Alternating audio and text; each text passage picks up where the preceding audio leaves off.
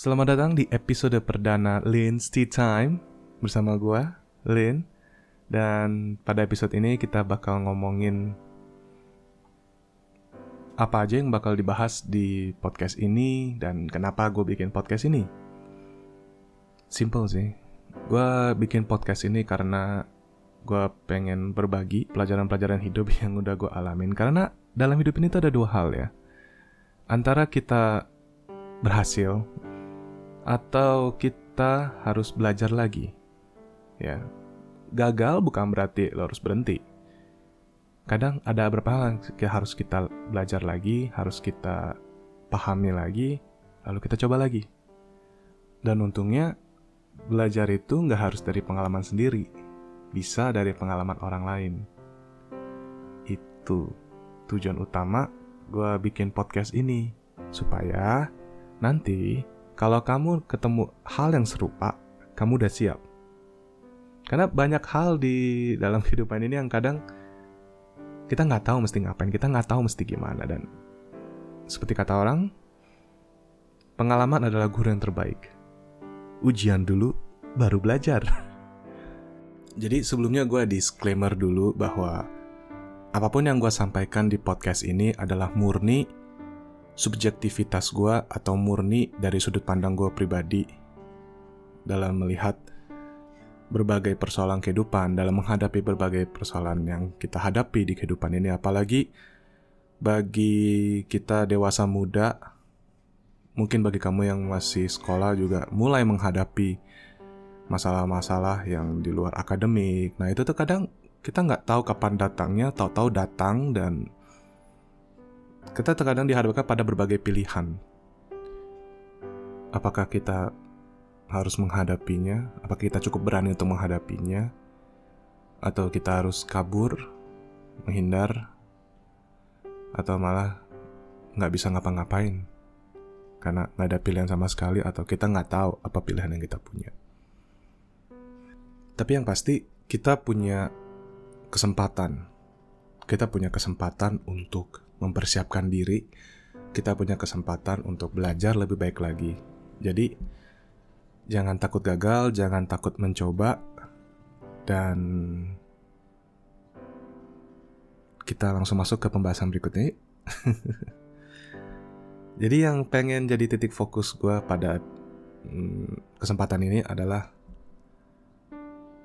kita masing-masing punya temponya, kita punya kecepatan masing-masing dalam kehidupan ini. Jadi terkadang kalau kita perhatikan teman-teman kita, itu mereka kok ada yang sudah sampai di tingkat yang kita inginkan dalam waktu yang lebih cepat. Misalkan di umur sekian, di mana kita masih di sini, ternyata dia sudah sukses dan mulai menikmati hidup.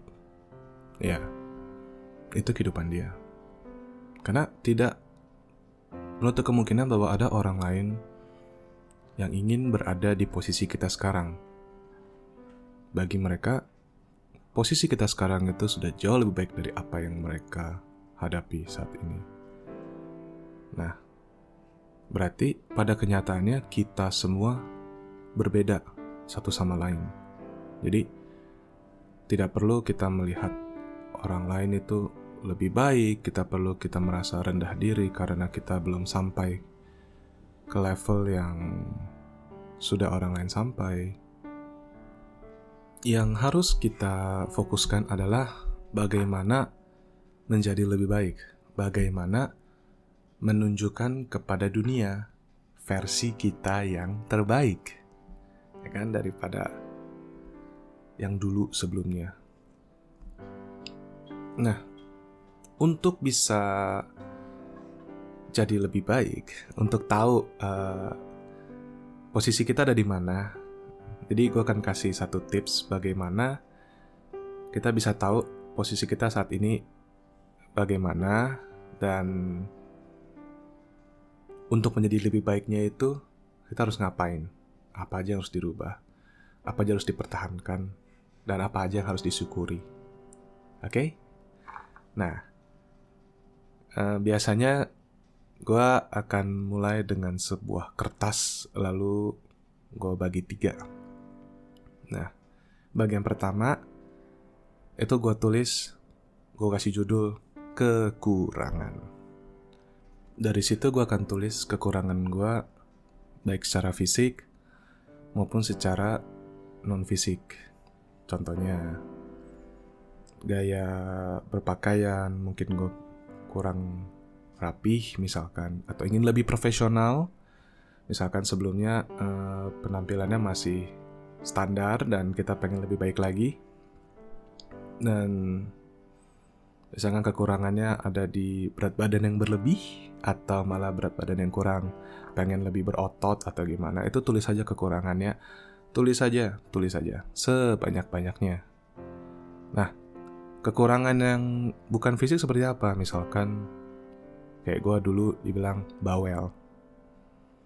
Gue suka ngobrol gitu kan, tapi gue dibilang bawel dan cerewet. Jadi tulis saja semuanya. Oke? Tulis saja. Nah, kalau sudah selesai, di bagian kedua kita tulis kelebihan. Nah, tulis segala kelebihan yang kamu punya. Misalkan kamu pintar, bisa mengatasi masalah, bisa bernyanyi, mungkin punya matanya bagus, atau mungkin malah penampilannya oke, tulis aja. Terus tulis semua.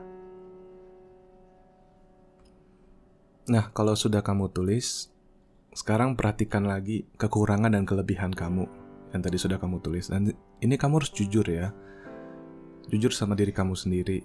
Kekurangan apa yang kamu punya, kelebihan apa yang kamu punya. Ya, biasanya sih kita cenderung lebih banyak melihat kekurangan kita daripada kelebihan kita.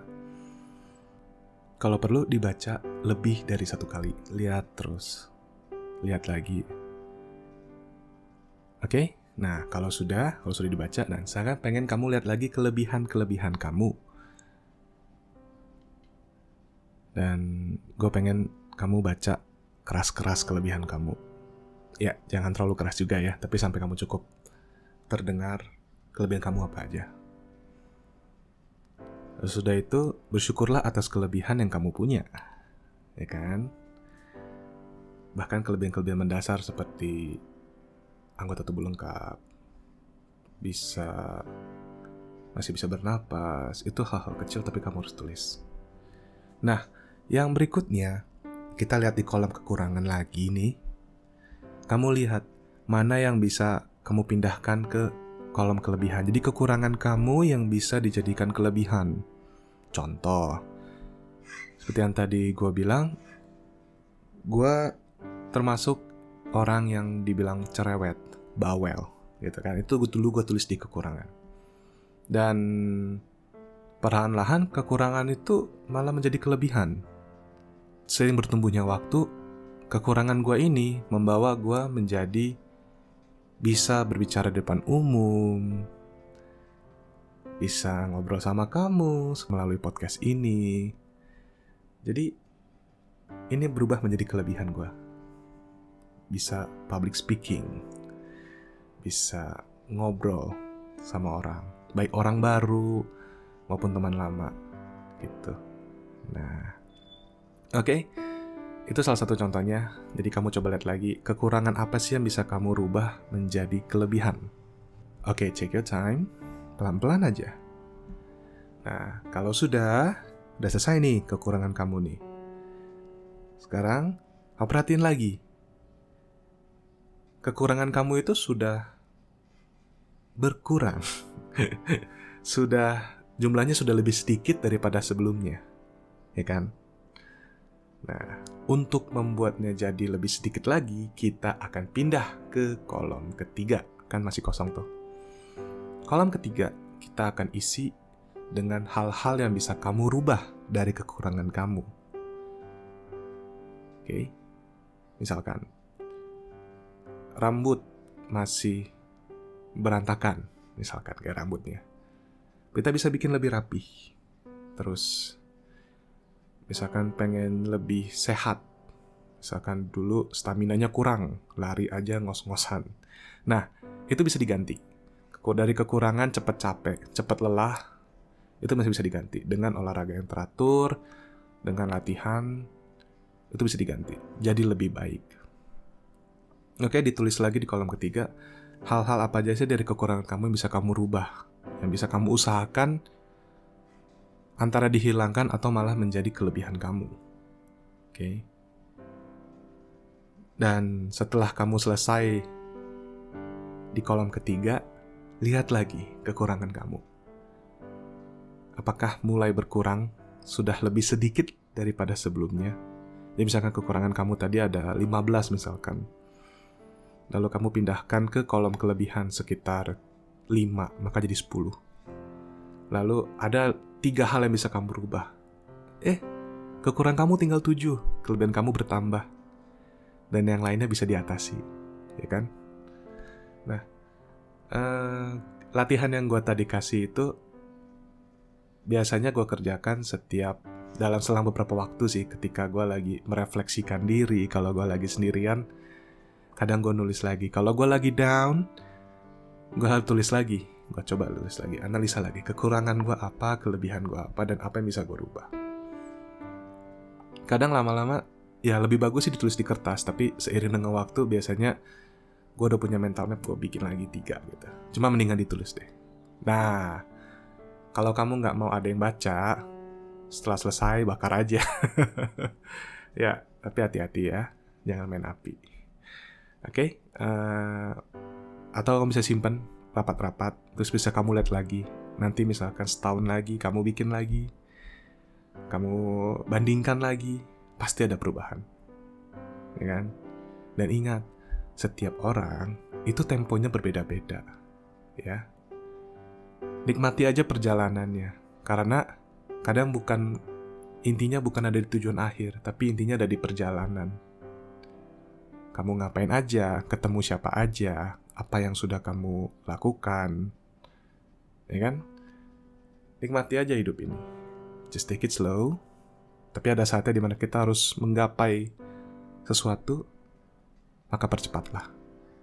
Kalau kamu tidak harus cepat-cepat, nikmatilah hidup ini. Oke? Dan demikianlah Lin's Tea Time buat hari ini, pada kesempatan ini, di episode perkenalan ini. Dan semoga kita bisa ketemu lagi di kesempatan-kesempatan berikutnya, di episode-episode berikutnya. Kalau misalkan ada yang pengen ditanyain atau pengen ngobrol-ngobrol, bisa tulis di kolom komentar, nanti aku pasti baca kok. Ya. Oke. Itu aja. Dan bye-bye.